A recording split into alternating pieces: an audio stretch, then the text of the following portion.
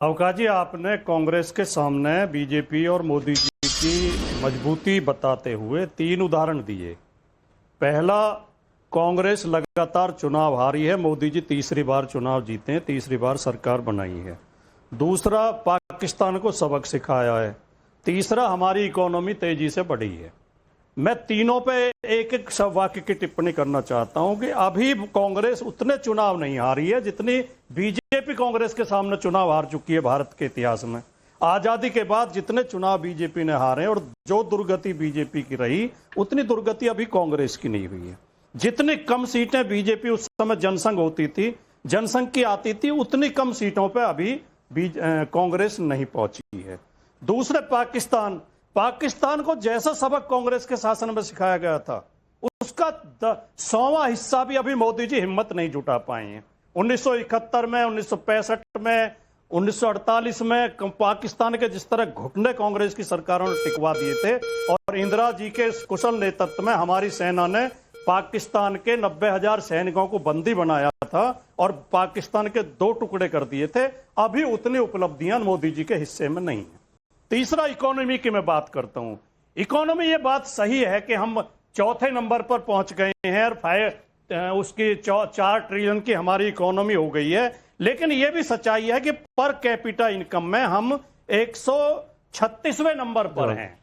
और दूसरी बात, ये मेरे हाथ में एक रिपोर्ट है कि भारत की समस्या निर्धनता नहीं है, भारत की समस्या धन का असमान बंटवारा है।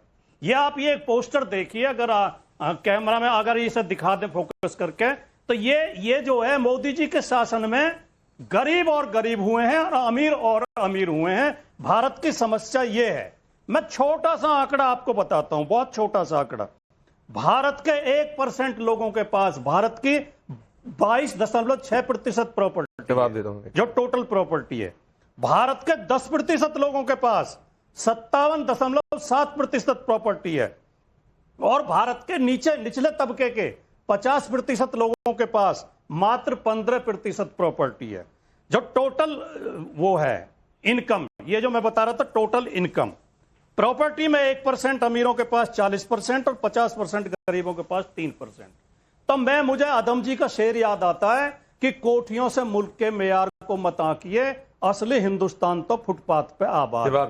भारत में गरीब और गरीब होते गए हैं मोदी जी के शासन में, और अमीर होते गए हैं। अब भारत की असली समस्या ये है, ये जो हमारी जीडीपी बढ़ी है, इसमें कुछ लोगों की प्रॉपर्टी बढ़ी है, सबकी नहीं बढ़ी है।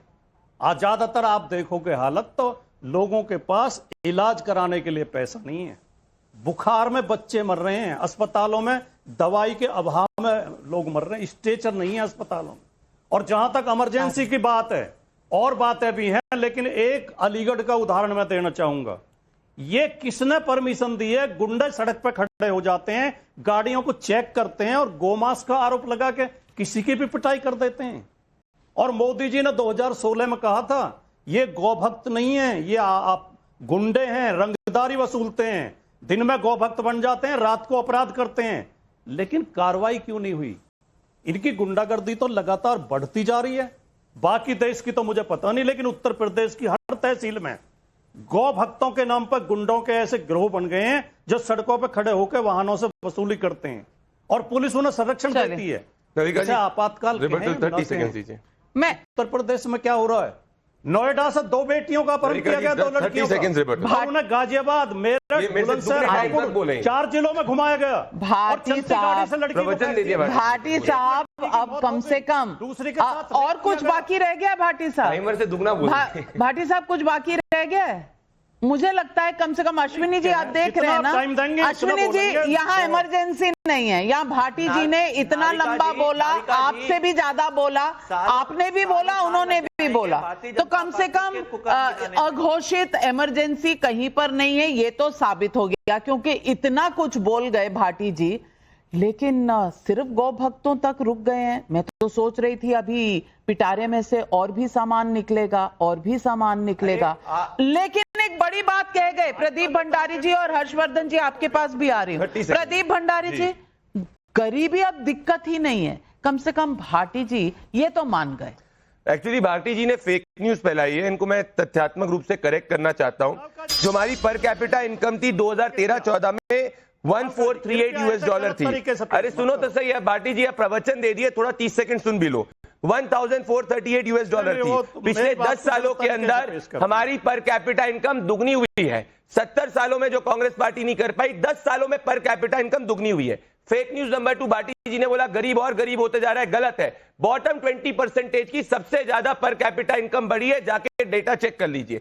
25 करोड़ लोग गरीबी रेखा से बाहर आए हैं, ये नंबर 3 डेटा है। चौथा मैं इनको बताना चाहता हूं, highest rate of employment manufacturing sector के अंदर पिछले आजादी के बाद से पहली बार पिछले 12 सालों में इस साल हुआ है, जब 1.84 करोड़ लोग जो है वो मैन्युफैक्चरिंग सेक्टर के अंदर आगे बढ़े हैं। गरीबी सबसे ज्यादा कम ग्रामीण क्षेत्रों में हुई है, ना कि अर्बन एरियाज के अंदर। हमारा मर्चेंडाइज, एग्जांपल दूंगा, मर्चेंडाइज एक्सपोर्ट हमारा $100 बिलियन से ज्यादा बढ़ा हुआ है। एक भी ऐसा पैरामीटर नहीं है नाविका जी जिसमें यह प्रूव हो रहा है कि गरीब और गरीब होते जा रहा है। इनफैक्ट गरीब की इनकम ज्यादा बढ़ती जा रही है, per capita rate of growth गरीब का ज्यादा। और एक सेकंड नाविका जी, मैं एमएसपी की बात करूंगा।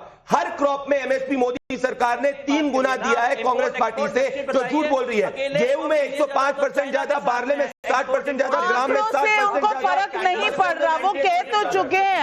आंकड़ों से कोई फर्क नहीं पड़ता, फैक्ट से कोई फर्क नहीं पड़ता, क्योंकि हर फैक्ट, वो तो कह रहे कि संविधान खत्म हो चुका है, वो कह रहे हैं इलेक्शन कमीशन खत्म हो चुका है। लेकिन हर्षवर्धन त्रिपाठी जी, अब भाटी जी कह रहे हैं कि गरीबी की तो यहां प्रॉब्लम है नहीं, प्रॉब्लम है डिस्पैरिटी की, प्रॉब्लम है कि कितने लोगों की प्रॉपर्टियां हैं। मैं तो कहती हूं कि आप और हम आम नागरिक हैं, हम अगर ये देख लें कि कितने नेताओं में से बेनामी प्रॉपर्टियां हैं, अगर ये भी निकाल दें तो फिर ऐसा एक्सरसाइज भी होना चाहिए, क्योंकि नेता जो विपक्ष में है वो भी अमीर है, नेता जो सत्ता में है वो भी अमीर है, गरीब तो हम आप ही रह गए। हर्षवर्धन त्रिपाठी जी, इतनी अघोषित आपातकाल। जी, सबसे पहले तो ये कि अच्छा है कि विपक्ष को कुछ नहीं सूझता, तो वो घोषित नहीं कह पाते हैं, अघोषित आपातकाल कहते हैं। यानी इसका मतलब ये देश को बता रहे हैं भाई घोषित हम कुछ नहीं साबित कर पा रहे हैं। हमने जितना झूठ प्रपंच, जितने तरह की अफवाह, जो कुछ करना था सब करके देख लिया, जनता नहीं मान रही कि घोषित आपातकाल है। तो अब नया टर्म आया है और ये तरीका होता है जब आप किसी चीज को साबित न कर पाए तो इस तरह के तमाशे, इस तरह की शब्दावली का उपयोग करें। अब मैं ये बिल्कुल नहीं कहूंगा, भाटी जी की बात से मैं सहमत हूं कि अमीर ज्यादा अमीर हुआ है, लेकिन गरीब ज्यादा गरीब हुआ है ये तो दुनिया की रिपोर्ट नहीं करी। अमीर हुआ है क्योंकि हर साल जब 5 साल बाद नेताजी लोग चुनाव लड़ने जाते हैं तो किसी का 5 गुना, किसी का 3 गुना। और अखिलेश जी का व्हाइट हाउस तो पता नहीं है, भाटी जी बताएंगे। समाजवाद, कुछ गोडवी साहब की कविता सुना रहे थे, तो समाजवाद के बारे में क्या था जरा बता दीजिएगा, जरा जनता भी जान ले। आज तक क्यों नहीं बता दिया साफ साफ, ये नहीं समझ में आता। मुझे लगता है कि दिक्कत हो जाएगी, वो दूसरी बात करने लगेंगे। जब राहुल गांधी का आया तो वो कह रहे थे कि सब गड़बड़ हो रहा है, उनका जो शेयर बाजार में इन्वेस्टमेंट है वो बढ़ गया।